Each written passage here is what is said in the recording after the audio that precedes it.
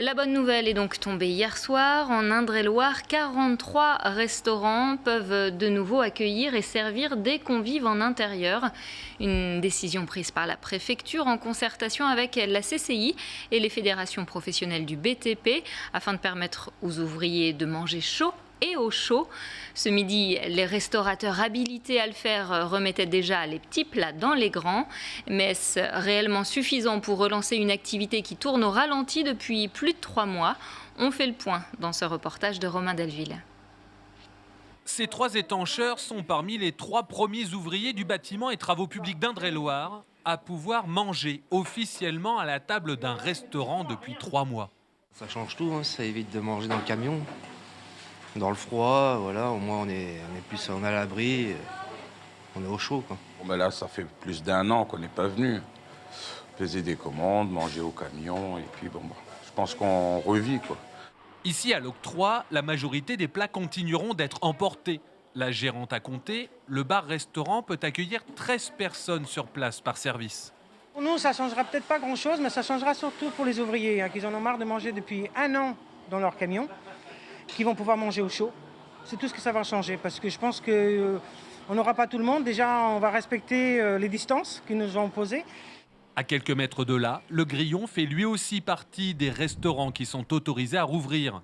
Mais jusqu'à la fin de semaine, ce sera emporté. Comme beaucoup de restaurants contactés, il attend lundi pour le surplace. Pour respecter toutes les nouvelles normes, je peux accepter 24 personnes par service. Voilà.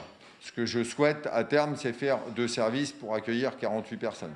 En fait, la préfecture a donné son autorisation hier soir. Mais chaque établissement concerné doit maintenant signer une convention avec les artisans ou les entreprises du BTP pour accueillir les compagnons. Les discussions ont commencé il y a 3 semaines entre la préfecture, la chambre de commerce, des représentants du bâtiment et des représentants de l'hôtellerie-restauration.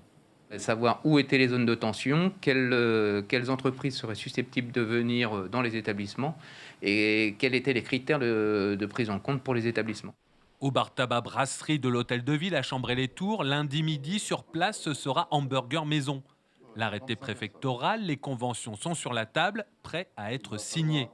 Après 3 mois d'arrêt, il faut relancer l'activité comme avant, ou presque. Il faut remettre en marche la bière, se réapprovisionner en boissons, la nourriture, prévoir combien, quelle quantité on va remettre en route, en cuisine.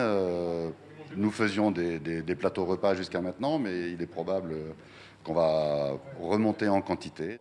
Quant aux règles sanitaires, ce seront 4 personnes maximum par table, des tables séparées de 2 mètres minimum, et sur ces dernières, aucune salière ni poivrière ne sera autorisée. La sanction en cas d'infraction sera la fermeture administrative, et cette fois, sans possibilité de faire de la vente à emporter.